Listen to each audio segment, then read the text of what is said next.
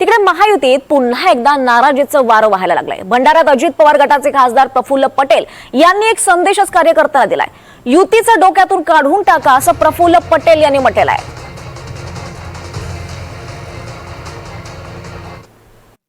आता युतीच्या बघा, आपण युतीच्या फार डोक्यातून काढून टाकतो।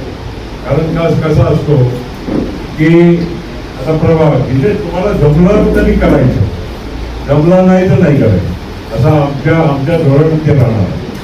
कारण सगळीकडे युती होऊ शकत नाही।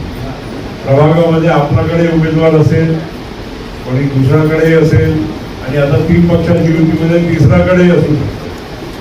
मग त्यामध्ये आपण कोणाला सोडायची ना, आपला कार्यकर्ता त्यांना न संधी देणं, दुखावणं हे मला योग्य वाटत नाही।